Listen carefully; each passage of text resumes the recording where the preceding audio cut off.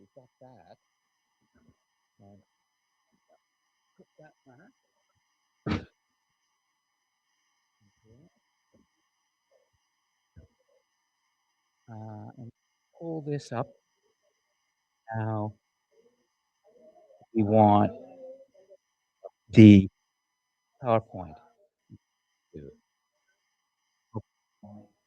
Uh,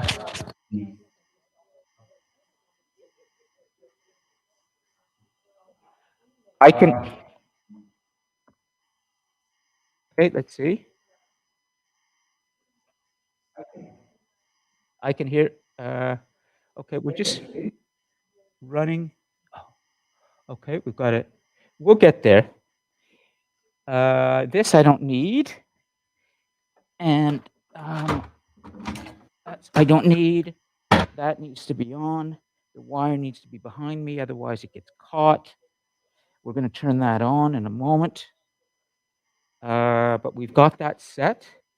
And the final thing is I'm going to bring in it over here. I think that will be the best. Great. Okay. So then we just need the map. Put the map over here. How are we doing on extended? Yeah, we've got a connection there. That's good. We need to open the map, and we bring the map over here, and we'll go full screen. And then we'll just do a little stick handle there. Nice. Okay, so that means that from a video standpoint, we're good right now. And come back. I'm trying to get everything set up, and I'm running a tech issue as well. So if you could just hold on. Thanks a lot. Okay. So we have video. We're going to have to get that set up. Tech support will come to get audio fixed, but we've got video, and I think I will put this up on the screen now to get everything arranged. So we'll do it. We're going to do it this way, aren't we? We're going to do that, and then we're going to do that. No, we want it over on the other side, right? Because it's counterintuitive. Okay, so then we want the notes. And to do that, we turn this on. Fortunately, it's connected. We export, has to be saved, okay? So once that's saved, we can export it to screen share. We can get wired. We touch that. And then we can move that over to this screen. And because it's counterintuitive, I have to do this side, and that will get me that.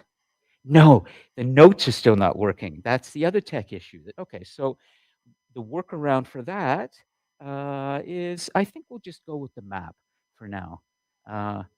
Yeah, that's good enough. So we fixed that. So we have two tech issues right now. Tech support is coming. We've got the video connected. We're live streaming. That's good.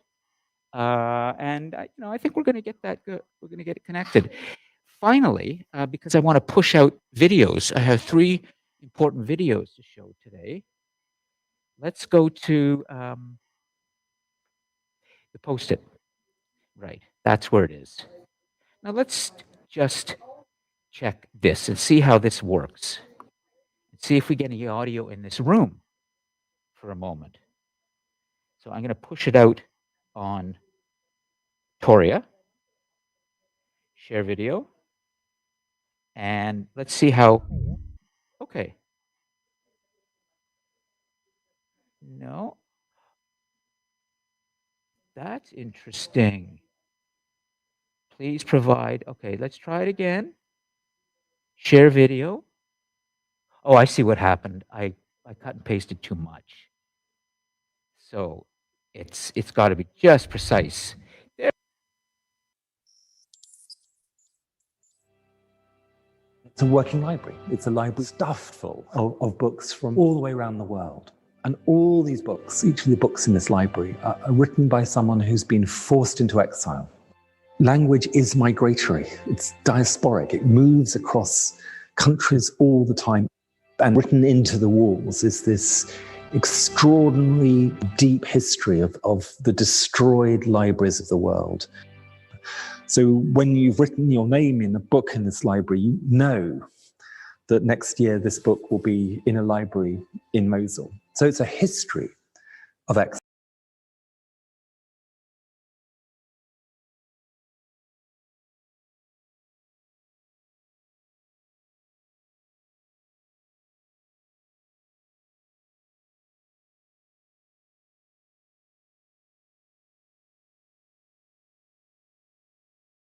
Losing your temper was to start all over again.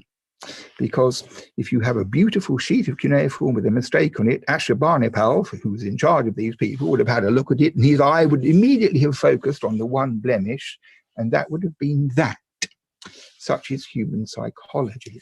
So this is a masterpiece of calligraphy because it's balanced and beautifully written, and it's free of error. Next slide, please.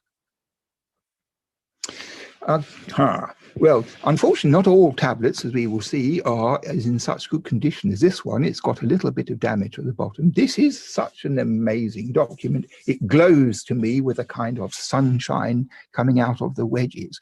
So this is a dictionary. It's what Assyriologists always call a lexical text, a dictionary text. And the point I would draw to your attention is, firstly, how beautifully laid out it is. The scribe has ruled columns with his stylus and written carefully on the left of the double column a word, and on the right its equivalent or its explanation. And this comes from a huge encyclopedia of technical words, and this bit is to do with things made of wood. And in the top left-hand corner, you have a list of different kinds of table, because in the palace in Mesopotamia or in normal people's houses, there was more than one kind of table. We would have a telephone table, a billiard table, a drinks table, I don't know what. Well, so they had different kinds of tables, they had different kinds of names, and the unusual words which are listed in the left-hand column are explained as table. So instead of writing table, table, table, table, table, which is what was necessary, the scribe has done something which I would like you to really focus on for a moment because it's so revealing. So in the upper left-hand corner, you can see a bit which is almost empty, but there's one sign written in a whole column, the same sign all the way down by the ruling, and that is the number 2. It is 2 cuneiform wedges written together, which mean ditto. So the full word above says table, and then underneath it goes ditto, ditto, ditto, ditto, ditto, rather than writing them all out again. And when you have a composition of thousands of lines with much repetition of the meaning, that's a very simple thing to do. So we have there some kind of ingenuity of mind, which means you don't always have to do things the way they've always been done. This was an innovation to speed things up and just as effective.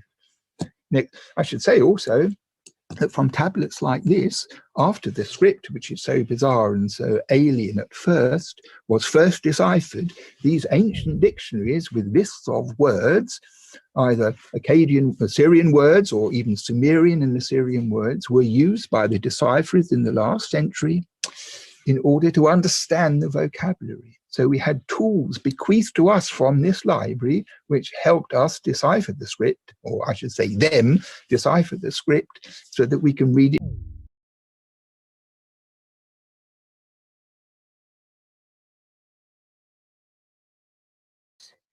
Okay, so now do you hear me, Yasmin? You should be able to. Can you just put a nice big yes in the live chat? And let's see. I hope so, but let's check here. And I think I'll blast it. Yep, sorry. Sorry about that, guys. That means I know it's working in here. Yes, okay, hold on. I need to get confirmation from the online Cosmos. Can you can you jump? Yasmin, can you use your microphone and say you can hear me? George, can you hear me? Let's hear you. Go ahead. We should hear you. Yes? Guys, are you there online? It might be. Okay. We'll try one more. George. We can, good. Okay. So, um, I'm going to start very shortly. And for the online folks, just to keep things moving, I'm going to try and have a student here today monitor the live chat to let us know if there's anything. But otherwise, please do not hesitate to jump onto your microphones so we can have a real-time class. And that's the idea. But if you don't want to, fine. Just know that we may not get to you in live chat for a while because everything's happening here in this room, essentially. But you have your microphones. You're welcome to jump in. So finally, before I get ahead of myself, just want to make sure we're all good. Yep, and I'll put that back for now. Those are my in points for the videos. And I think we're good. We're on YouTube. We have audio. This is all a bit of a dog's breakfast around the screens. I can't see anything there, but I'll have to sort of work with what I've got right now. And we can start. I'll get microphones here so we can sort of move these around. Here they are. Okay. And everybody knows what they've got to do. We'll put our planet over here. And we'll come back here. And yeah, I think we're good. Sorry for the delay. Blame it on the slow bus driver who had a mask on, which is fine, but I think also they or she or he, I couldn't tell behind the mask, was a little worried about the rain and might have just being a little a little extra cautious. I asked as we were coming into the campus if he could drop me off at just the corner in front of the center because I wanted to get to the class on time, and he said no. So it just goes to show you that people today, we have to be sometimes aware, might be a little afraid of the world and their bosses. But I'm not going to get into a rant here. That's not fair. Everybody's trying to do their jobs well. So we're going to start. And I have been listening to all of you, as you know, through this semester, trying to develop the right format that's going to work as a flexible, high-definition multimedia format. And so I have something today that I think is going to work really well and to get the content all caught up. And essentially, as I mentioned to you last week, everything for the students here, the students watching online synchronously, and the students watching the recordings happens in this class, including the lectures or the content that I give interactively. So today, what I've done is I've prepared an abbreviated multimedia lecture, but it's going to be very much a discussion. And essentially, I think that this will allow us to be able to really explore the content together, make sure everybody who's watching the recordings gets the critical content. And then there will be reflections, of course, to do afterwards. But I think I've got a way to do an abbreviated multimedia. You know, there's 3 videos, there's a lot of slides, there are books I want to read from, as well as the story that I'm going to tell, which is I'm going to take you right up to the conquest today. And we're going to end there when in the 1500s, 1492 to be exact, but then that started a rush of people coming from the Eastern Hemisphere to the West. We're going to see the 2 parts of the planet come together. And I'm going to read to you something from a great book, which has an eyewitness account of what took place in Peru in 1532. And it's a remarkable eyewitness account of something that happened when the Afro-Eurasian world, that part of the world, came together with the Americas. That is the seminal, maybe the most important moment in world history, when 2 halves of the planet came together. So I have to get you up to that point so that you understand why it ended so violently. And this eyewitness account that I'm going to read to you from a book, a classic called Guns, Germs, and Steel by Jared Diamond, will help you to understand something about cultures colliding, which is very much what world history starts to become as we look more and more at civilization.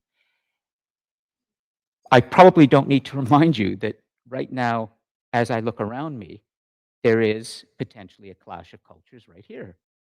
Think about it, right? Just look at the people and the faces, and we can already start to understand something about the way the world has been getting closer and closer together, and all the cultures are getting closer together. And is it any wonder that there's so much conflict and so much war starting again? And to even pose a big question to you, but we're not going to touch on that today. I just want to bring everything into the moment today, 2023, October the 20th, I think it is. Here we are once again with a war that has broken out in the Holy Land. What else is new? And here, once again, we have the clash of religions. Sorry, There's more to it. it's a The 70 war year between thing. Israel and Hamas right now, the extremists in Palestine.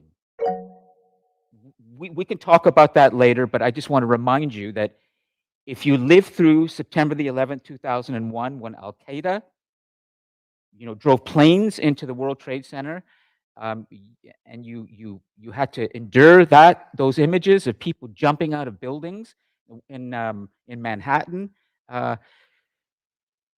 We might understand something about the enduring and almost intractable problem of religious extremism in this world today. Yes, Ryan?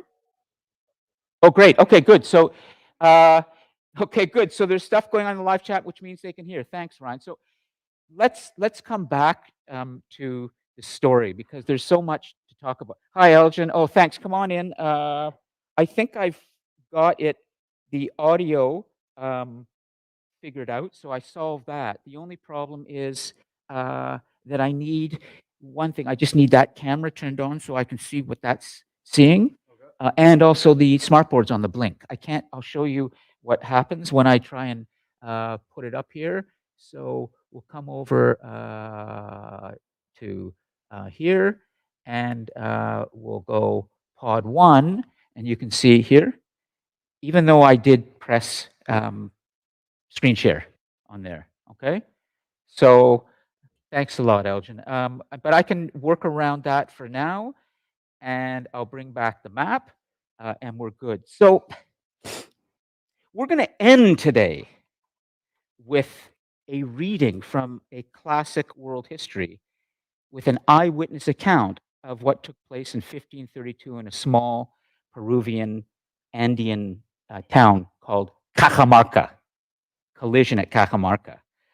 But there's a lot I need to help you to understand because there's so much we've missed. And so I'm going to forego the reading of reflections or any review right now so that we really have time.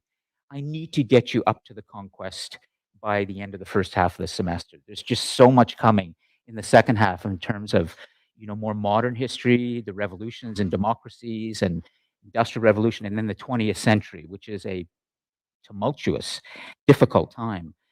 But the 20th century, I will talk about over a period of 2 classes because it will help you to understand something about where we are at this moment with a potential widening of a conflict in the Middle East that could draw in other powers in the world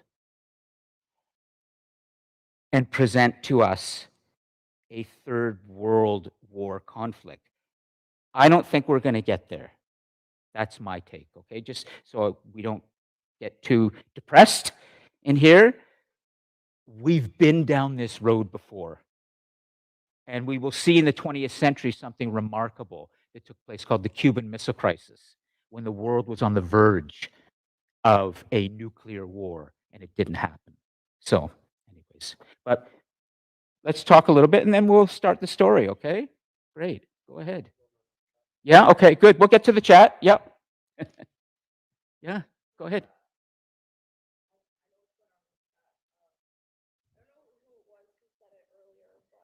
Hold on, let me just make sure. No, the microphone's here. Okay, just a second. Elgin's here. He's working on one thing. My mic. Why is this not? Elgin will come back. Okay, can you hold your? Would you be able to hold your thought till we get the microphones working? Okay, just make a note. I promise we'll get to it. But I'm stick handling quite a few things right now today, and I do not want the tech to slow down the content. It's a constant battle for me in this room. And I think we're at a point now with the tech where we literally can, as we will, go to World Expo in 2025. I'm going to be meeting with students after the class today to begin planning a presentation there on the fact that we have the classroom of the future here. But the tech is something I need help with. So, okay, finally, I just need, the microphones are not working, and it might be something I'm missing. Okay, so Elgin's going to fix up. While he's doing that, let me just see what's happening in the live chat. Thanks a lot, Ryan, for letting us know. And let's see what's coming in right now on the live chat. And I'll make this, for the moment, full screen so I can see it clearly. And let's, okay. It's a little small today. Could you, whoever wrote that, Yasmin, are you able to read that out loud on your microphone? Which one would you like me to read? Start from the beginning.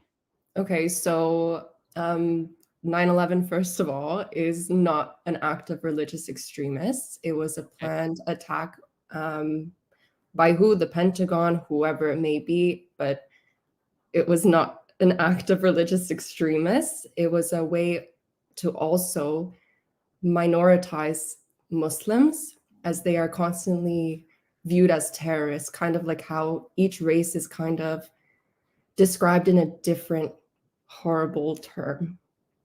Sure.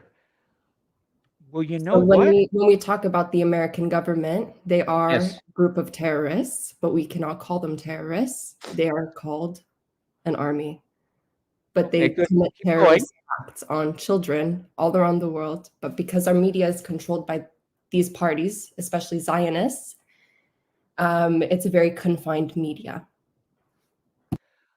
Well, this is excellent. I now see a teachable moment that has just been presented. And so hold on. What I'm going to do is I'm going to stop the lesson for a moment because I really like, Yasmin, the fact that you've brought this up. You've brought up a very raw nerve to the class. And since last class, it's kind of gotten to me, and it's been something I've been thinking about often. Excellent, excellent. Okay, so let's stop for a moment and explore this, okay? Because this is history that's living right now. Great, Elgin, thanks a lot. And also, Yasmin has presented a perspective that needs to be challenged and confronted. And also, I can see from others here right now some nodding that you're not alone, Yasmin, okay, in terms of what you've just said. So first, we're going to have to understand something about this conflict. I will do my best to be your professor and have a discussion about this as best I can, but I don't want to avoid this. But the fact is, this is difficult, but we need to have it, okay? So are you okay to be able to talk about this right now before I jump into the history lesson? Because the truth is, I want history always to be relevant to you in terms of what you're living now. And so we need to address this, okay? Now, first, I need to put aside the fact that I'm Jewish. which I think you all know. You don't? Okay. So, but I need to tell you that, because for the sake of frankness and honesty and transparency and understanding, it needs to be stated. Okay? But I'm going to put that aside for the moment and talk to you as my equals, intellectual equals, my classmates, my students. But ultimately, you're my classmates and I'm your coach. So, first, I made a statement that made Yasmin put a good comment in the chat. So, let's start talking about this. And I'm going to make sure that I don't talk too much, but I present information to you and ask you questions to help you to maybe think about other perspectives. That's all, okay? I do not want our discussion to become in any way intellectually violent. I know now that there has been on campuses in the United States and increasingly in Canada a lot of conflict over this war.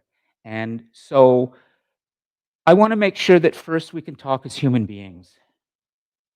Okay, so Yasmin, I'm going to ask you, as I'm asking myself to do this, that in our class, we are humans first. Jews, Arabs, Chinese, Palestinians, South Americans, Mesoamericans, second. That's a very important premise to start with. Yasmin, are you prepared to start from that premise? Oh, no, for sure. I completely respect all religions and all cultural backgrounds. There's a large difference between Zionism and Judaism. They're not interconnected. They are, but Zionism was created in Europe, whereas Judaism was not. that's true. So but first, we're gonna have we'll get the notes going, which is working a little bit later. We'll put some when we review. But let's first understand, Yasmin, when you heard me say that 9/11 was an act of terrorism, and that I'll stop for a moment. That provoked you. That obviously made you write that comment. And can you elaborate some more on what you've written? And then we Sure. will, so I know what's important here. I know what we need to be talking about. Go So ahead. there's always been such a large misconception to the attack of 9/11, and not until recently those declassified documents came to light. But personally, when I was born in 2000, my aunt, who has an Arab last name because my dad is from Lebanon, so when my aunt was trying to come visit me, her husband and her had got stopped at the border to even enter Canada because of their last name. So she, at the time, was unable to come here. And not until recently was she easily able to come. So That's fair. Are you ready to be challenged on your sources? of course.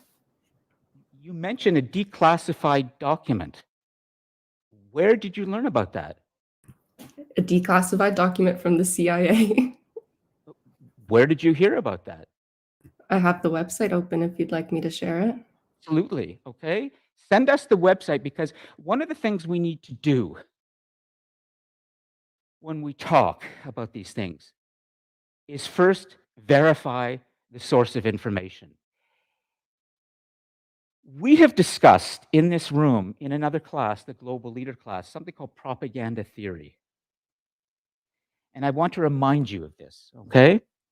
During the Second World War, when Adolf Hitler and the National Socialists in Germany came to power, he had a head of propaganda, and his name was Joseph Goebbels. And Joseph Goebbels understood something about propaganda. He said that if you repeat it and repeat it and repeat it, even if it's not true, people will begin to believe it. Now,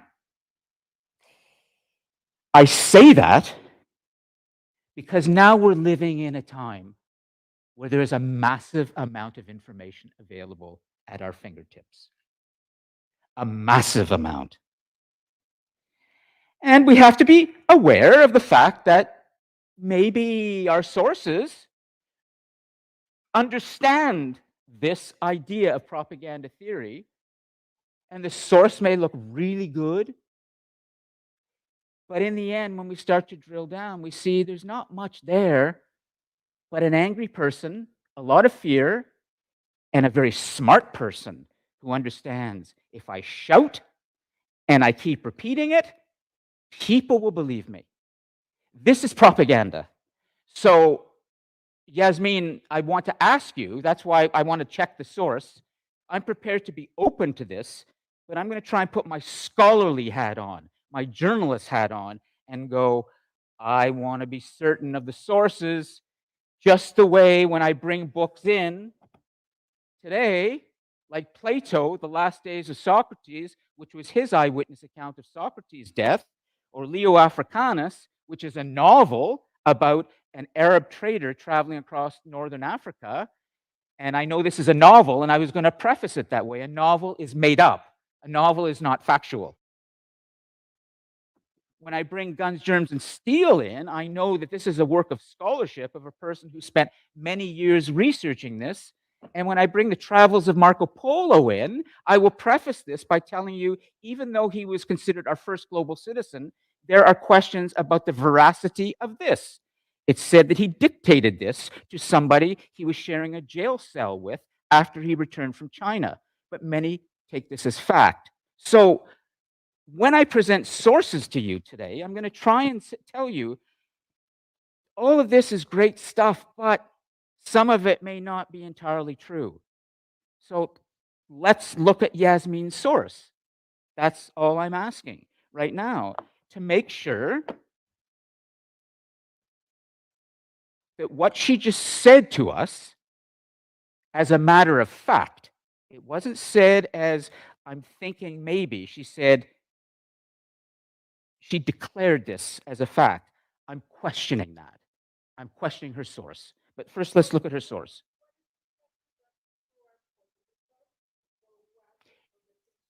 Is there a declassified document that says, okay, we'll get there in a second, okay? We'll get there in a second. Well, because I gotta, Maite, it's gonna get a little rough, but I've got to make sure that everybody speaks, and ultimately that Yasmin is respected for what she said. So first, I want to look at Yasmin's source, okay? People And are by then- all means able to disagree with me. This, I guess, could be just my point of view. It's up to whoever wants to decide whether they want to believe it or not, but I will find Okay, the correct is the statement. microphone? Just a second. This is,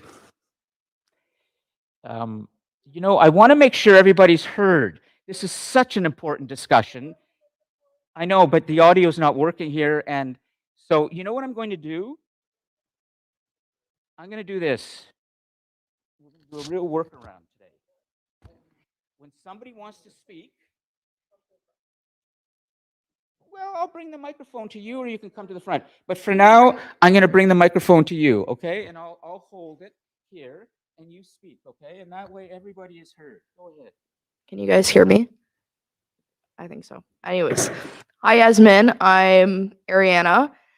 I feel sorry for the thousands of Americans that died, but I feel even more sorry for the millions and millions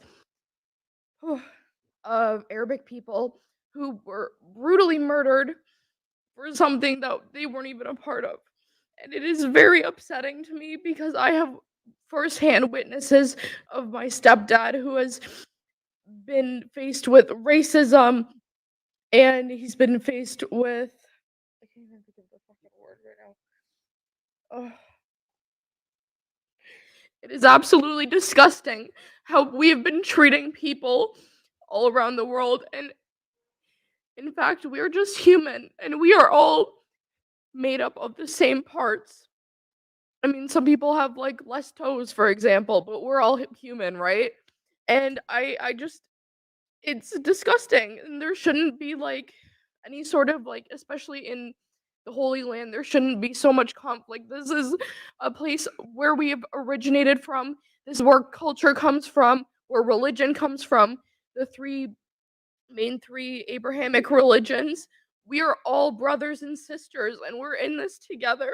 And I really don't like how this has turned into such a war, because we should all have the right to these places, and it shouldn't be a matter of, like, even though you guys were here first, we're gonna take away your right to water or right to healthcare or all these things, right? You know what I mean? Like, it's not fair. And I really feel for these people. I really do, because they have faced a lifetime of suffering. It has been 75 years that this nonsense has been going on. And I think we just need to come to terms with everything, honestly. Like, all these things have happened, yes, and all of it is bad. And, like, yeah, I believe that the CIA documents, they're declassified and they are real, and, like, it is from the government.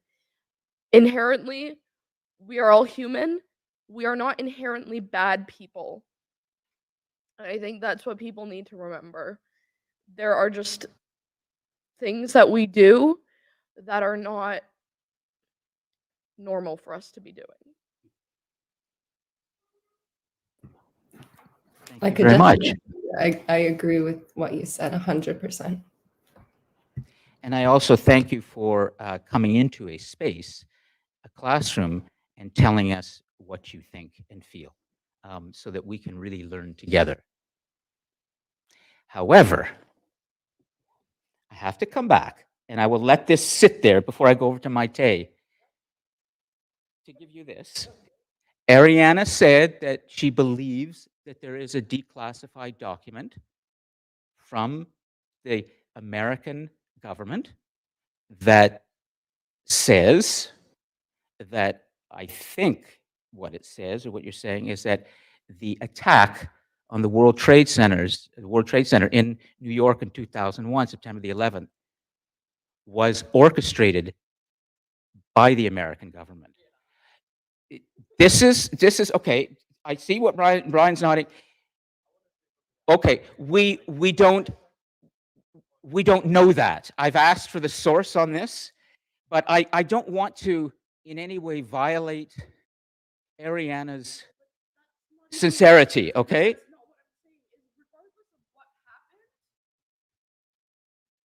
Regardless of what has happened, numerous people, millions of people in the Middle East have died because of it. No matter what has happened, Al Qaeda, whatever the fuck, I don't care. CIA, FBI, I don't know what is going on in the States. Regardless, millions of Arabic people, brown people, just in general, have passed away, and they were brutally murdered. Children, even, who are fighting for their lives in Palestine, for example. My little sister has a friend who lives in Palestine, and I've seen really graphic videos that he's sent her, and, like, it's really disgusting. Like, I'm really not a fan of what I'm seeing. This is excellent. I'm going to bring this over to Ryan, and I also want to remind you too that we're now in a very important place of understanding and even healing. Let me tell you what an Israeli mother said, whose child died from Hamas's attack on Israel when people were dancing, and it was a kibbutz, and there were about 200 Israelis who were killed when these terrorists came over the border and shot them, threw grenades into their kibbutz, and did many other things. But one of the things that the mother said, who had just lost her child as well in this, she didn't say, we must go and kill all of these people who did this. She said, and this is the courageous thing, she said, we want real peace now. The question of what real peace is going to be in this part of the world, Ariana, is something that maybe we can try and explore a bit more today through history, and maybe I can shed some light on it. But this is a conflict that some call intractable, unsolvable. I find that hard to believe. Humans can solve big problems. Could we Anyways, I want to bring this over. Sorry, go ahead, Yasmin. Could we instead call it an organization like it is? It's not. Could we what? Hamas is not a terrorist group. It's an organization. It's a militia, similar to how in Africa, when the government is not on the side of the people, they have to form some sort of an alliance with the community in order to fight the oppressor, which is their own government in a sense. Same as in Lebanon, the multiple sectors of militias, I would call them, not terrorists. It's prominent all around the world. In Africa, there's a lot of militias. They're not considered terrorists. Same as Hamas. It's not a terrorist Okay. Let me tell you why I use this term, and then we'll come over to Ryan. Any organization that claims that its enemy has no right to exist and should be destroyed and obliterated cannot even be acknowledged to exist. Hamas has never wanted to acknowledge that the Jewish state exists and that Jews have as much right to be there historically as anybody else, because the history of Jews goes back as far as anybody else. And I will explain. Let me just tell you one fact that you may not know, which is really fascinating. Do you know the story of David and Goliath? Okay. Well, let's hear what the story is for a moment, because it will tell us something about the claim to that part of the world. The only reason I'm using that term, Yasmin, is because this is an organization that does not want another group of people to exist. They refuse to acknowledge the existence of Israel and of the Jew. But Jewish people, Christian people, and Muslim people all live in Palestine together. That is true, but I want to make sure I'm going to stop, okay, and let Maite speak, because she's eager to speak. And yeah, okay, well, no, you had something to say, and okay, so Yeah, go ahead. okay. Okay. Yeah. Well, I have point of views, okay? Points of view, sorry. First, when you're saying about David and Goliath, do you want me to, the David and Goliath? Okay. Okay, so it's all right to say the Hebrews, they were Israelites. Okay. They were fighting against the, I think it's Philistines. And they couldn't win this battle. So it was kind of a siege. You are on that corner, we are on these corners. And God told, well, not God, there was a little boy around, I want to think around his 15, 14 years old. And he was a shepherd, and her parents sent the boy to the camp to provide with food to their brothers. They were warriors. And when he was there, he was like measuring the enemy, and he said, "Oh, I can beat him." The enemy had launched this huge guy called Goliath. Was gonna be it was their champion. It was a huge man, very, very strong. Yes, they were very, very, very strong. And David said, "Oh, let me go. I will do it." And Goliath, everybody said, "Are you crazy? You're just a kid. He's gonna, yes, he's gonna have you for breakfast." And he said, "No, no, no, I can do it." So he went down to the river. He took like 5 rocks, those smooth rocks. So he had, how do you call this thing that they slingshot? Okay. He okay. Okay, it's for killing birds. But the shepherds in the Middle East used to expel coyotes and wolves and whichever animal wanted to eat the sheep. It's a weapon. It's to throw rocks. So he went to face Goliath, and Goliath looked at him and started to laugh, of course. And David threw the first rock. Well, I don't know how many rocks he threw at him, but at least one hit him in the head, and he fell down dead. And everybody said, oh, it was the hand of God that guided David and killed the giant. Goliath, because it was too big. It was like a tall man. Okay, that's the story. Okay, let me replace the battery first. We've got tech issues I'm trying to deal with because our microphone. So, Jasmine, hold on a second. We're going to replace the batteries, and I'm going to come back, and then I'm going to gradually bring this back to history so that we can shed some light on this idea of religion in history. Okay, hold on. Yeah, okay, I need to replace the battery. Okay, so here.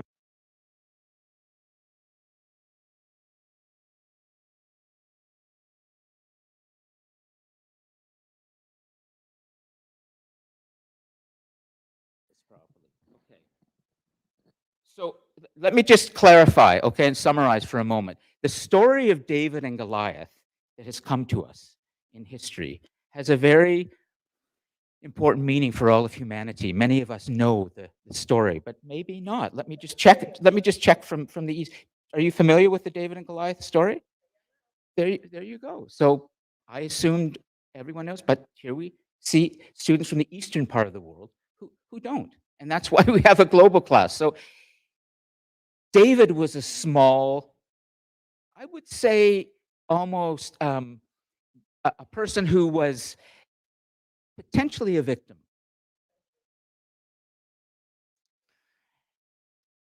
And he fought against a large enemy, Goliath, who was the god king of his people, the Philistines. You're going to come to understand this term, god kings.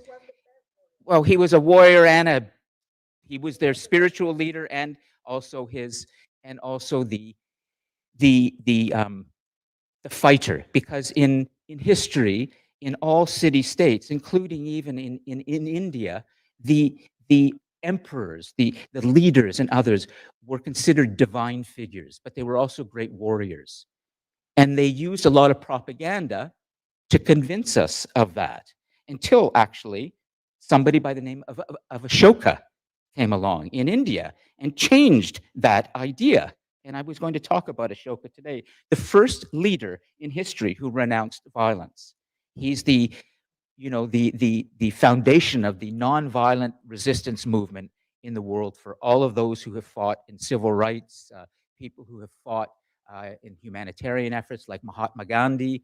They draw their inspiration from Ashoka. Goliath was defeated by a small person who lacked the strength and weapons, but somehow he was able to defeat Goliath. And the story of David and Goliath that has come down through history is it's possible for the little guy who is threatened by the big guy to win. David became one of the early kings of Israel. I want you to understand something about how a Jew sees power. This is the problem. Jews are among many peoples in the world who see that they have been fighting against oppressive forces that have tried to destroy them. And there's a lot of truth in that. During the Crusades, for example, I will talk about that, when religion was such an important power in Europe, and people who were considered witches or heretics, or who were opposed the religious government at the time, they were burned. Many were Jews. When a plague struck Europe in the 1300s, the Great Bubonic Plague, the worst disaster in human history, next to the conquest, in which many millions died, there were 75 million people in Europe in the 1350s. In a matter of 4 years, about 1/3 to 1/2 of Europe's population was decimated by the bubonic plague. There was no medical science then. So people went looking for those who they thought had brought this plague to them. And they said the Jew had. And the Jews were thrown into the fires, again, for bringing the plague over. and causing all of this damage. I'm not going to talk about the Holocaust. I'm not going to talk about the Second World War. I simply want to tell you that when you go back far enough in history, right back to the beginning of civilization, and you look at how religions have formed at the heart of many faiths and many peoples, not all, but many, is a sense of great injustice, a sense that they have not, that their rights have not been respected, their land has not been honored, and the Jew feels that too. So I like what Ariana said, which is, I'm sick of the suffering that all humans are facing, not just Jewish, not just Arab, but all humans are facing. And I think that may be where we can find some way of having a good discussion. It's not one culture against another, it's a human problem. Ariana?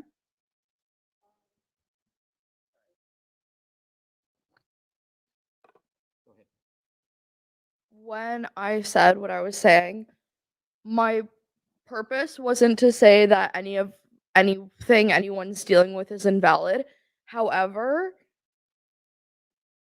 groups such as like Al Qaeda or Hamas or ISIS, I don't really know any other ones, but those are the ones that those are the ones that come to mind for me. There are people who are involved, of course, but there are innocent people who are the ones who are dying, who are not involved, they're innocent, who are like they're being murdered. There is no reason for them to die. And this is where the issue is because there is a lot of generalization of like certain groups, like you said, like Jewish people, right? Like I've heard multiple things about multiple groups of people. And honestly, it seems like if you are not of a certain race or whatever, then you're grouped in, and that is that. Well, I would add to that, and maybe we'll move on. I want to remind you of a remarkable figure in 20th century history. His name was Yitzhak Rabin. Do any of you know the name Yitzhak Rabin? In the 1990s, he was Israel's president. And, okay, sure, okay, coming. Yitzhak Rabin, like Mahatma Gandhi, like Abraham Lincoln, wanted to unite the people. He was assassinated, not by an Arab, but by a fanatic Jew who wanted to stop his own president from making peace. And he was killed at a peace rally in Tel Aviv of 100,000 Israelis who had gathered. So we have a deep, deep human problem in what I would call fanaticism. I don't know how we're going to solve it, but Ryan, here we go. Whoever's in the chat's got to wait to speak because I've been waiting 20 minutes. But it's okay. All right. Yeah, I just want to say, like, I don't know, like concerning September 11th, I think that was mainly, I don't know, I sincerely think that was orchestrated by the U.S. government to basically gain more control over their country, because like ever since then they've made this big fuss about, oh, we need more national security. It was just as their way of saying that we need more control over the people. So scapegoating some other race, which has been repeated through history, as like you just like alluded to, that's a common theme. So I would not put that past the U.S. government at all to be above doing something like that. And I actually heard, like, I watched a video that was this guy who used to work in I think it was the White House. He was saying something like they were kind of like in the first couple days after 9/11, they were trying to figure out what was going on, and then after a little while they were like, oh yeah, we're going to war with Iran, but like why? And it's just like, yeah, we don't know, we just decided we're going to war with Iran. So but it seems like Okay. Let me stop for a second, and I'm going to say something kind of tough to make you think, okay? But I would say it of myself. Ryan, I think you're displaying mushy thinking. It's not crunchy like a carrot. I want crunchy thinking. Mushy is, I saw a video and this guy was talking about. I want to know more about how you could come to a position where you think something. I worry that you are vulnerable to a lot of nonsense on the internet.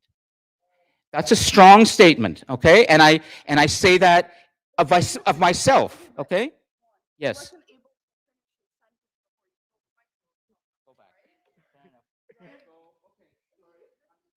okay.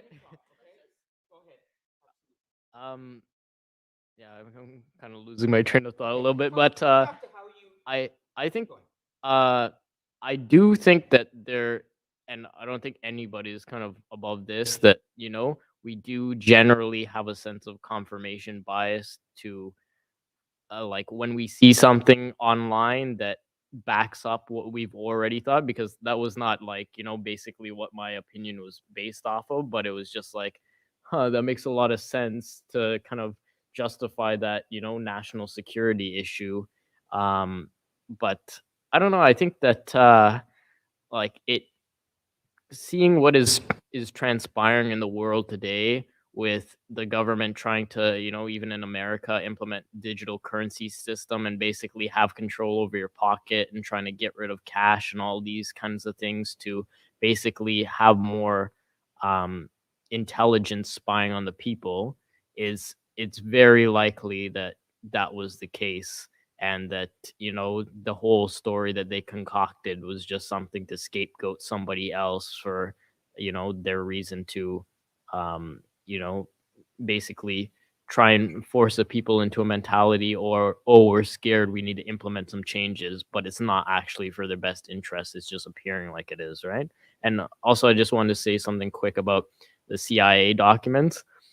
It's funny how many people don't read those things, because like I've read things concerning CIA documents about more spirituality based stuff that is actually like knowledge that people would say is like woo magic stuff, but it's documented by the CIA. The fact is nobody reads these things, so Do I give her the mic? Okay. Yeah. You guys pass the mic around and we'll play this out, okay? I'm listening. I want you to speak, and I want the others too. And we will learn from each other.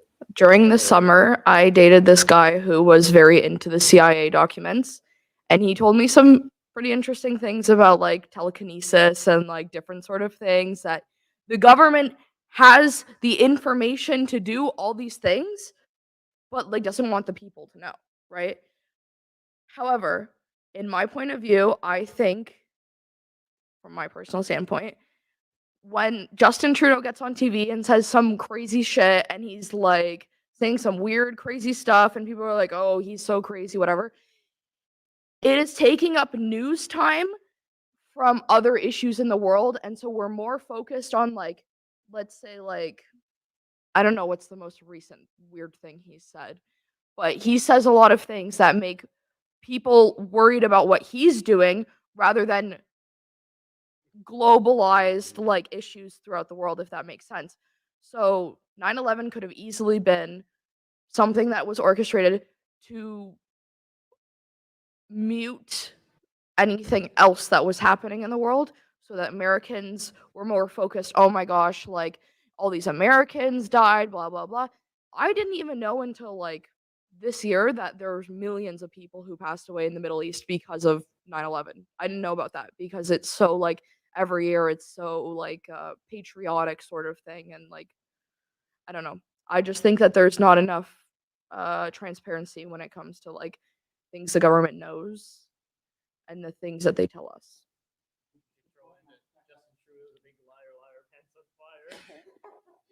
Yeah, Lydia wants to speak, and Trevor? Yeah, okay. Thanks.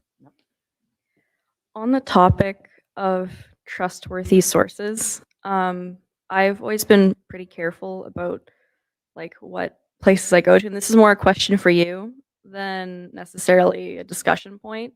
But out of, as your opinion as a former journalist and like your experience with other journalist organizations, and like who do you think, what is a form of policy that you would think would make a trustworthy like journalist group? Well, I'm going to speak about history for a moment. Are any of you familiar with something called Watergate? Okay. Okay, let me just answer you, Lydia, okay? Watergate is a hotel in Washington, D.C. And there was a time when there was an American president named Richard Nixon. And there were two journalists who worked at the Washington Post, Carl Bernstein and Bob Woodward. And to kind of cut a long story short, to give you the critical stuff about the journalists, it was through the work of Carl Bernstein and Bob Woodward that's been celebrated in a movie called All the President's Men that you can see on Netflix, but you can also read their books, All the President's Men and Final Days.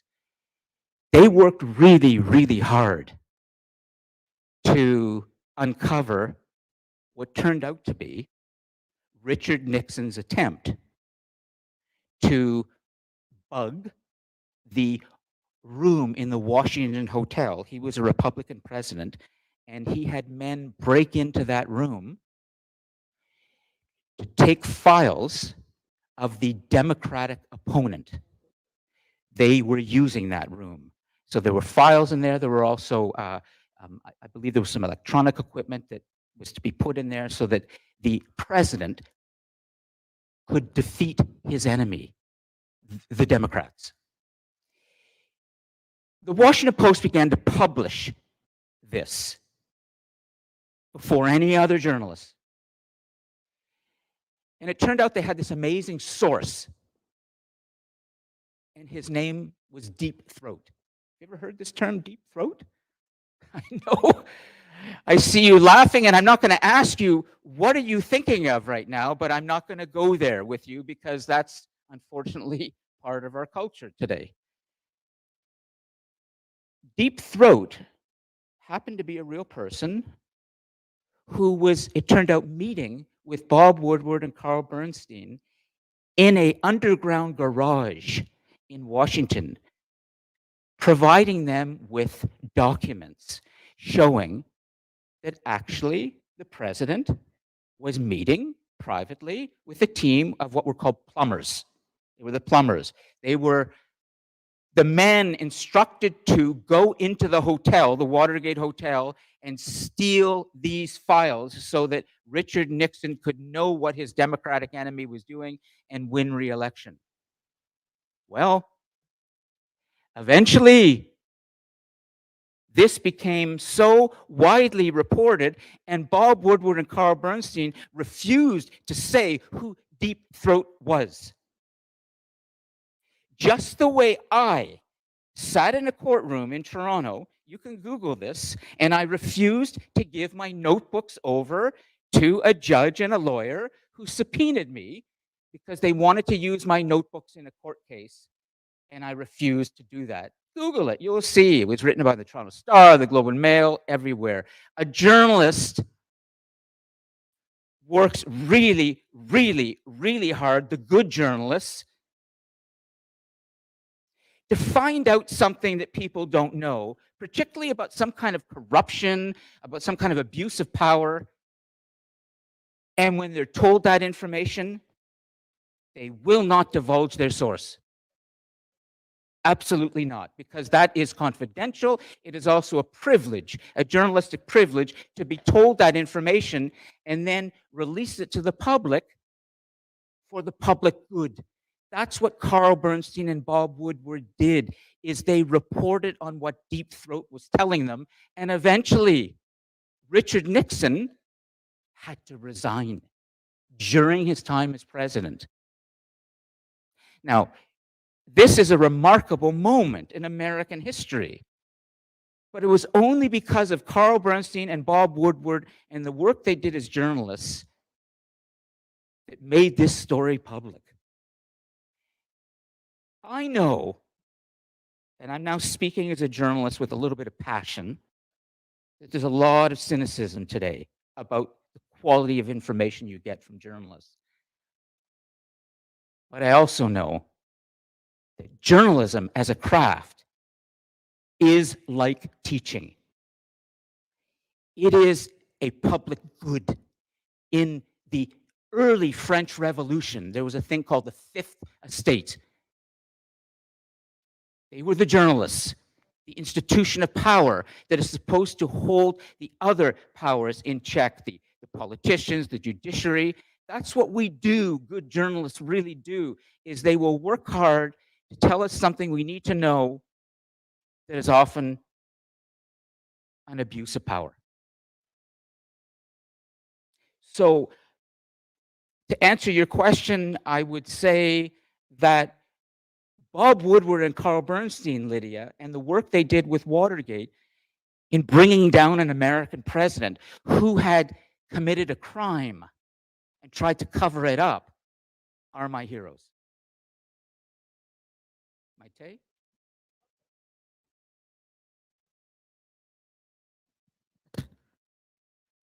Hi, I would like to wrap it up, the whole different subjects we have been talking about. Yes, so, all right.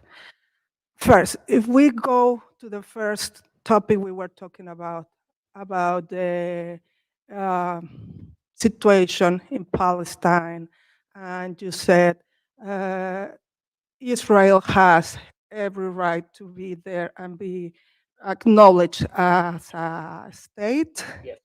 Okay, I have several comments about that. I'm not saying they have to be spelled or anything like that, but historically, the history of Jews, they say this land was promised to them for God. Okay.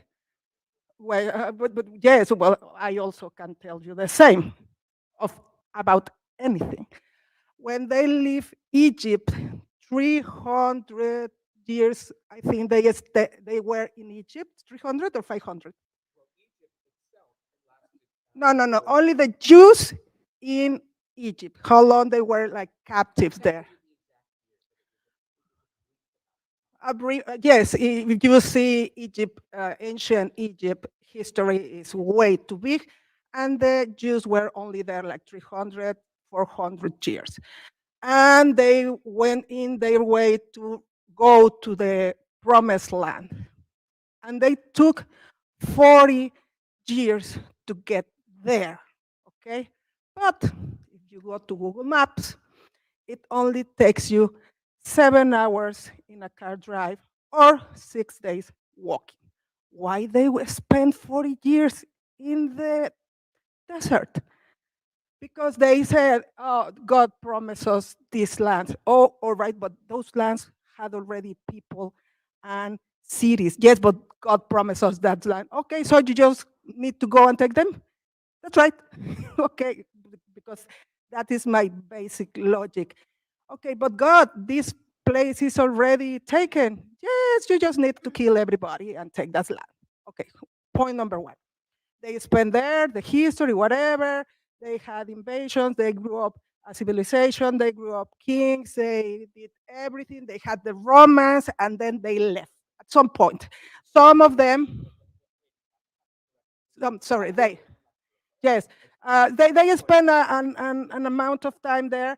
They build their cities, they did their culture, their civilization, and at some point, many of them left, and that's called the diaspora. The diaspora, okay, and they went to the rest of the world. They spread out, okay. We come to the 20th century, and then the Holocaust happened, and they are looking for a place because in Eastern Europe they weren't accepted. Okay? And they said, the British said, oh, remember that biblical passage or that religion story that told you that this land was for you? But guess what? Let's go and get it back. Okay? And they say that was promised, but you left. Dude, you left, and this is mine. And it's not like there weren't Jews living over there. There were also Arabs. Oh, that's it. Yes, the point is that there were people living there when they arrived, and they are taking over. Okay, and when you say about the CIA, I call me an idiot, but I think United States has many things to do behind stage because you are asking for sources, and I have the CIA director on a video in here in YouTube confessing all the coup d'etat that they had performed all over the years in many parts of the world. So if they are behind this, it doesn't shock me. Okay? Half of the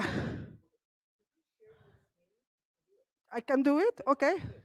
But half of the analysis is in Spanish. Just try this, and then we have to, well, this is something I've been wanting to do with all of you. Enter your IP address. Try this and follow. Go into your Google bar, IP address, and then you will get first, go into your Google search bar and enter that IP address. 10. Now, while Maite is doing that, I would like to, as always, yeah, okay. Just a second. I'm going to put this back on. First, I want to thank you. While Maite is going to put her source up for us, I want to thank all of you for the privilege it is to walk into a classroom week after week and have meaningful discussions with students who really want to have those meaningful discussions. And I really, really appreciate that. And I wish there were more time.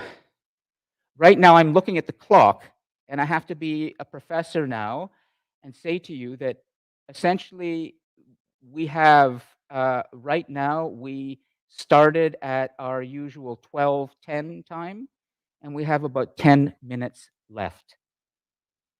So I need to do some wrapping up with you and explain how I'm going to get you the content, the critical. But in many ways, the content that we've covered right now and what Ariana said and her sincerity and her desire to find some way to stop the suffering on both sides, because it is just too much to take, is very important.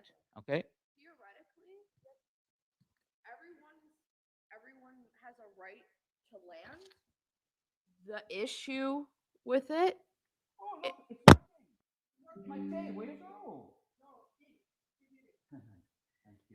theoretically, Okay, so we're going to get a source up there. just Yeah, real quick. go ahead. Yeah. Theoretically, everyone has a right to land. Everyone who is religious will know this. We are all related, right?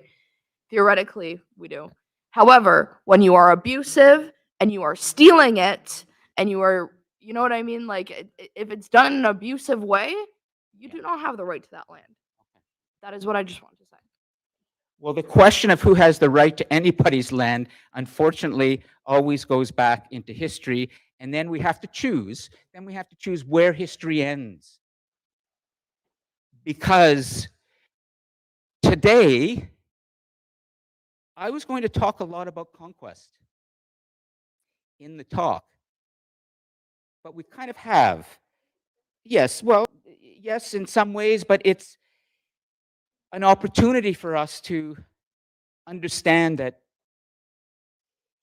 for all that we think we know from the study of history, from all that we think we know and believe, that we are smarter today, we're more compassionate, we don't want to go to war because our weapons are so great, that we're more tolerant and more democratic. For all those things we think we have, maybe we haven't learned enough.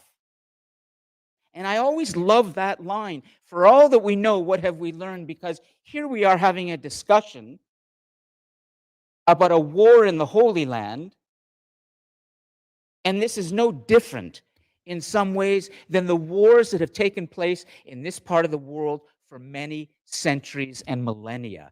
It is peoples conquering and taking other people's land and claiming that land for their own and believing as human beings that their religion, their ideology, their worldview gives them the right to do that. I want to remind you of one thing, if I can, before we stop today. If I can somehow find a way to wrap all of this up into something that speaks to the content, I want to bring back the map of the world and remind you about some. Oh, that's my tase. Just a second. It's so counter. Oh, just a second. I'll get it. There it is. Okay. Please take a look at the map again, all of you. And I want to remind you of something in which religion and worldview, and in a way, confirmation bias, continues to haunt us. That's a very good term, Ryan. In fact, probably if we could write one thing up on the board today to remember, it might be confirmation bias. Maybe you could write that in big letters and then put, by Ryan, because that was your thought. Let me just finish my thought. Take a look at that map again. In 1492, Cristoforo Colon, he was Italian, not Spanish. Many of the great explorers came from Italy. He was an entrepreneur, and he found investors to help with his mission across the Atlantic Ocean. And those supporters, after 7 years of trying to find money to support his mission, to find a sea route to India so he could make a lot of money, Queen Isabella and King Ferdinand of Spain, who were extremely Catholic. Thanks. Put your name, and make sure you got take away the O for conformation and put an I, okay? Just to make, no, that's good. The other O. Conform. Yeah, it's confirmation. You got it. But you're not right. It is conforming, but confirmation bias. When they gave Christopher Columbus the money for his 3 ships to go across the ocean and see if he could open up the sea route that Marco Polo had opened up about 200 years earlier as a land route, Marco Polo's travels, the 1200s, when he came back from China, after having gone all the way from Venice by land and lived in China for 27 years, no one had ever done that. A European is hired by the Mongolian emperor, Kublai Khan.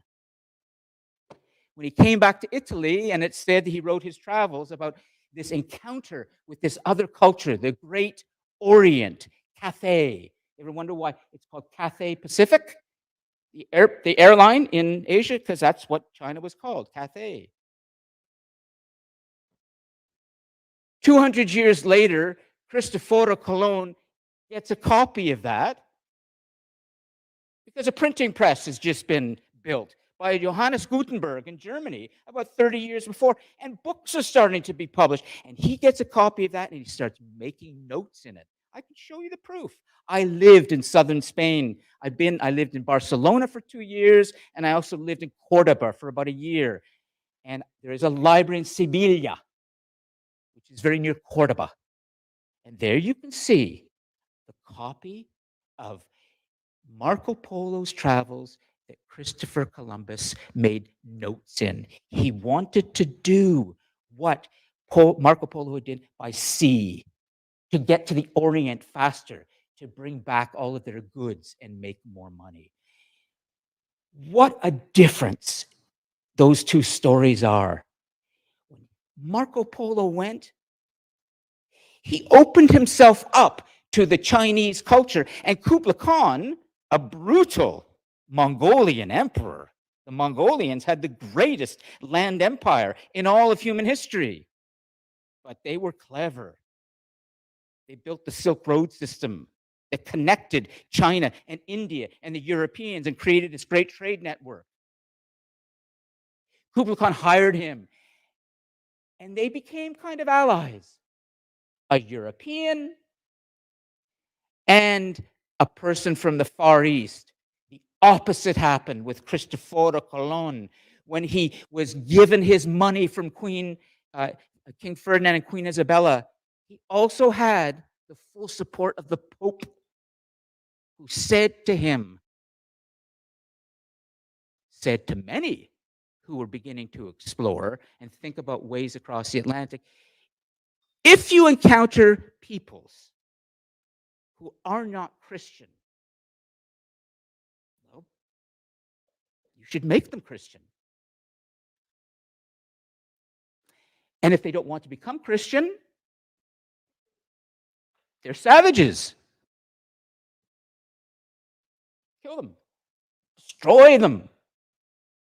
In the name of our great faith. And if you don't believe me, I'm going to read you real evidence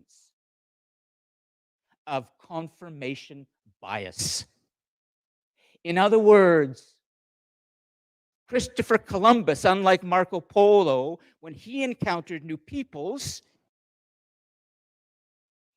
he decided that he would act towards them based on what he'd been told. And what he'd been told by the Pope, just a second, what he'd been told by the Pope was, these people, if they are not Christian, they are not human. Now, if you do not believe me, I must end the class today with this reading. I have to. And then I can fill in. There's so much I want to tell you about Greece and Rome and the Crusades and the great societies of the Americas, the Aztecs, Maya, the Olmecs, an incredible world that Columbus was coming into. I can't now because I'm running out of time. However, I need to read you this because it speaks so much to the haunting problem we have in our world in the way we look at people who are different. Now,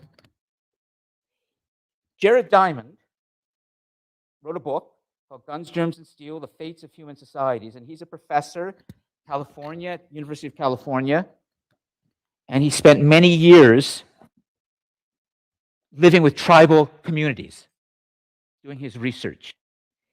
He tried to understand in his book why in civilization, when humans start to form these societies around rivers that grow into cities and empires, and then they come into contact, why do we start to see hierarchy and inequality and injustice developing so much? Because it all seemed to happen with the origins of civilization, with cultures coming together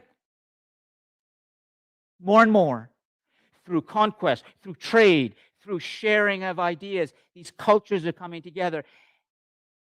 And it almost seems like we can't handle it. Now,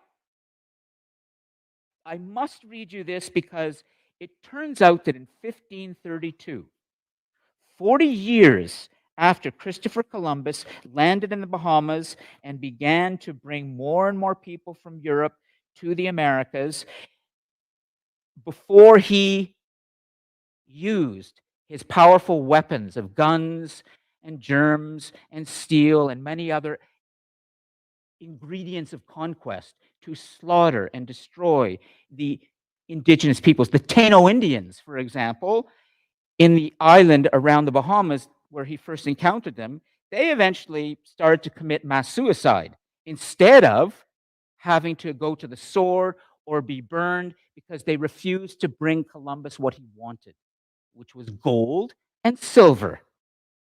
That's all they wanted. Marco Polo, when he went east, he wanted that too, but then he opened himself up to something, and so did the Chinese. But this was savage and cruel and was all about greed. Francisco Pizarro, who was like a Christopher Columbus, was another one of these explorers and adventurers, and he was illiterate, but he was brave and he wanted to make a lot of money, so he led a mission. Instead of going to the Bahamas, 40 years later, he went all the way around the southern part of South America, and he came up the Pacific coast, and he landed at Peru. And he went inland because he heard about the Inca people, the Incas. And there was a meeting between Francisco Pizarro, 200 of these conquistadors in Cajamarca in 1532, and about 70,000 Inca peoples led by their emperor, Atahualpa, who came together for a fateful meeting in a public square in Cajamarca. Imagine this. The European explorers on their horses and with their weapons have arranged to meet the great Inca leader Atahualpa and his people for a meeting to welcome each other. Well, here's what happened. Francisco Pizarro had many men with him, about 200, and they wrote letters, and they kept journals, and they wrote about what happened, and this becomes what we call, as scholars, primary source material, eyewitnesses to history, the real stuff.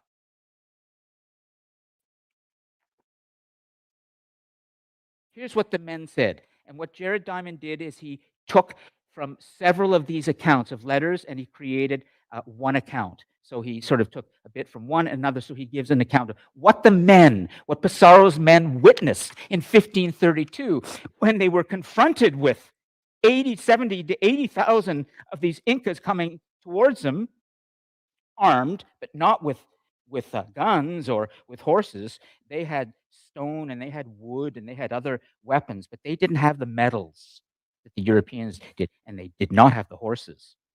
In the great irony of history, horses originated in the Americas, but then humans drove them out and killed all the other animals that were here, and the horses then went north across the Bering Strait, and then they went east and they became the weapon, the great weapon and form of transportation for the Asians and Europeans, even though it started in the Americas. First came a squadron of Indians. They call them Indians because they thought they were going to be in India. That was the whole idea. And Columbus still to his death believed that he had arrived in India. First came a squadron of Indians dressed in clothes of different colors like a chessboard. This is Pizarro's men describing. They advanced, removing the straws from the ground and sweeping the road.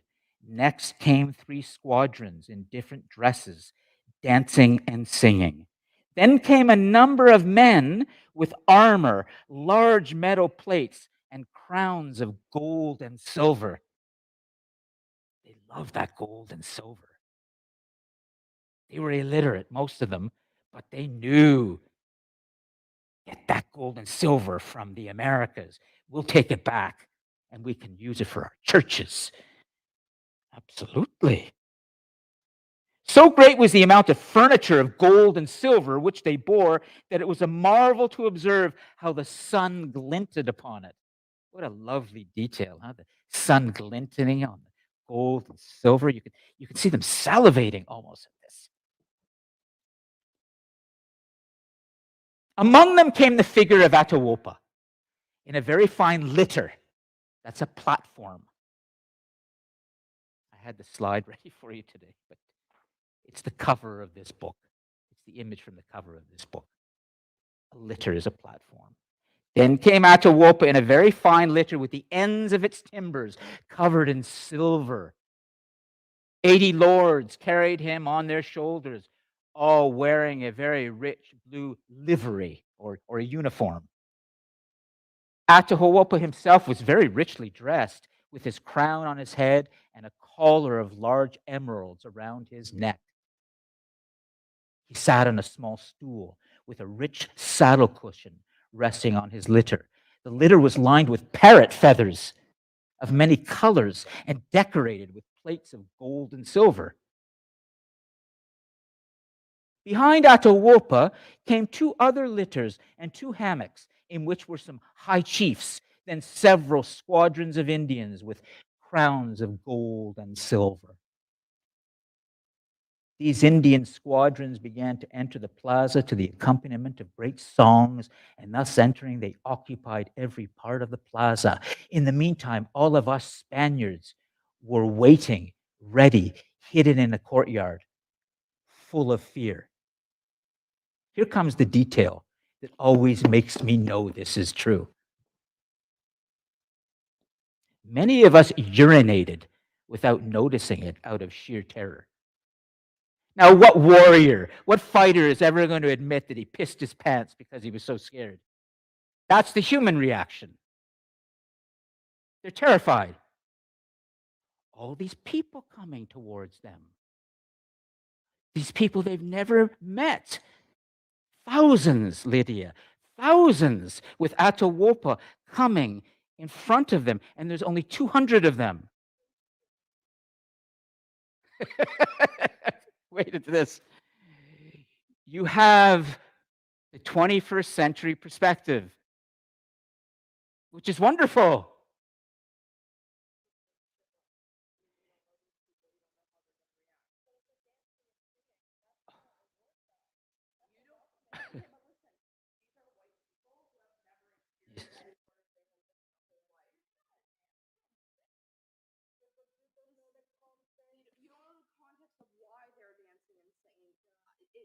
It's not like a happy dance sort of thing. If it's like a rival sort of thing, like they will kill you, and that's why they're like, oh shit, like we're gonna die. Okay, I got to finish. Please. I wish the microphone. Listen, guys, for who are watching the recording, if only you could hear these 2 wonderful students debating a critical historical event from 2 sides. This is gold for me as an educator. But they can't hear it. I have to stop you and finish this because I need to finish this. And we will return after reading week and continue. But thank you. Lydia is saying, for all of you watching the recording, why weren't they amazed and dancing and fascinated by these people? And of course, Ariana is giving another perspective, which is, yeah, I get why they're scared shitless.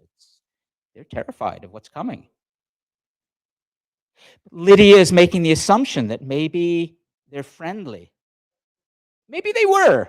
Wait till you hear what happens. On reaching the center of the plaza, Atahualpa remained in his litter on high while his troops continued to file in behind him. Now here comes the critical moment. I'm so glad none of you know this. I love reading this. Governor Pizarro now sent Friar Vicente de Valverde to go speak to Atahualpa and to require Atahualpa, in the name of God and of the King of Spain, that Atahualpa subject himself to the law of our Lord Jesus Christ and to the service of His Majesty, the King of Spain. Advancing with a cross in one hand and the Bible in the other hand, and going among the Indian troops up to the place where Atahualpa was, the friar thus addressed him, I am a priest of God, and I teach Christians the things of God. And in like manner, I come to teach you. What I teach is that which God says to us in this book. Therefore, on the part of God and of the Christians, I beseech you to be their friend, for such is God's will. And it will be for your good. Now you tell me, what Jew, what Christian, what Muslim, what Buddhist, what Zoroastrian has never said that? I come to teach you. I know more than you do. I'm not going to say that the Sikh does that, because what I've learned of the Sikh faith is really quite remarkable in terms of this community. However, and I'm not going to ask you to answer this, I wonder if you actually believe that somehow you're just a little better than we are. Just a little.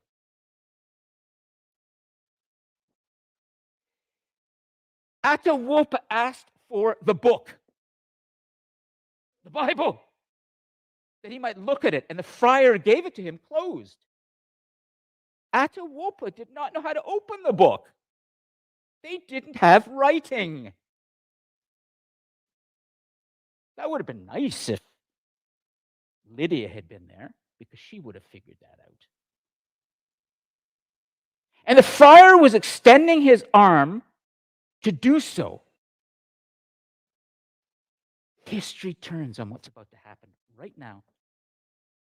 When Atawopa, in great anger, gave him a blow on the arm, not wishing that it should be opened, then he opened it himself. And without any astonishment at the letters and paper, he threw it away from him 5 or 6 paces, his face a deep crimson. The emperor was blushing. Now what's going to happen? The friar returned to Pesaro shouting, come out, Christians. Come at these enemy dogs who reject the things of God. That tyrant has thrown away my book of holy law to the ground. Did you not see what happened? Why remain polite and servile toward this overproud dog when the plains are full of Indians? March out against him, for I absolve you. The governor then gave the signal, and we began to fire the guns. Remember, the thousands didn't have guns. They'd never seen a gun. They'd never even seen a horse. A horse to them was like a tank. And then they knew that. The Pesaro knew that. So they had the horses make a lot of noise, so that it scared them. At the same time, the trumpets were sounded, and the armored Spanish troops, both cavalry and infantry, sallied forth out of their hiding places straight into the mass of unarmed Indians crowding the square, giving the Spanish battle cry, Santiago! We had placed rattles on the horses to terrify the Indians. The booming of the guns, the blowing of the trumpets, and the rattles on the horses threw the Indians into panicked confusion. We fell upon them and began to cut them to pieces. The Indians were so filled with fear that they climbed on top of one another, formed mounds, and suffocated each other. The cavalry rode them down, killing and wounding and following in pursuit. The infantry made so good an assault on those that remained that in a short order, most of them were put to the sword. This is close-up, face-to-face combat. This is not today's combat where it's a video game. Let's just fire a missile, boom, kill a whole bunch of people. You are right up close, and you are hacking and hacking and hacking and hacking every 2 seconds. That's how the Romans did it, the Greeks, and everybody else up until we got machines. War was like that. But you had the metal sword. And if you could just hack, hack, all the way, like you're cutting through a cornfield. But it's people you're killing. The question I'd like you to think about, we must end now, is, and I'm going to let you think about this till reading week. We have to stop and I want you to really think about this. We'll pick this up next time. It's a really hard question. If the Incas were had so many more men, why didn't they fight back? They had the numbers. Oh, they knew how to fight. The Incas had fought many battles in their own part of the world. They came to power by defeating many others. They were tough men. They were not unprepared for war. I'm going to let that sit with you. Why would they never fight back? Well, guys, it's 2:00. A remarkable recording we're going to have, and please think about this. Have a great reading week. I will post the rest for you online, and enjoy the time off. Thank you. We'll make sure you keep the link. We'll look at it. And for those of you online, I will save the live chat, and don't worry, we will review this when we return. There's so much I need to tell you still. But now you know something about a critical moment. Okay, thank you.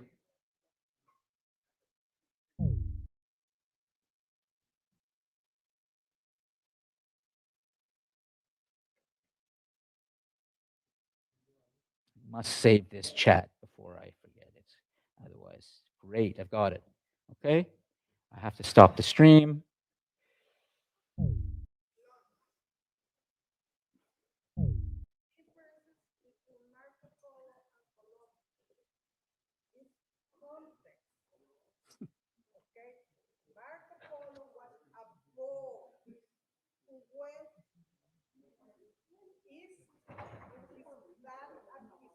No, he was alone. They left. He was by himself. Yes. Sure. Okay.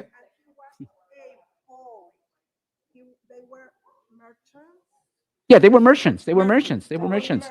They were entrepreneurs. They were merchants. Yeah, yeah. Oh, let me stop the stream. Hold on. Yeah. Hold on. Just a second. Okay. Too many things. Okay.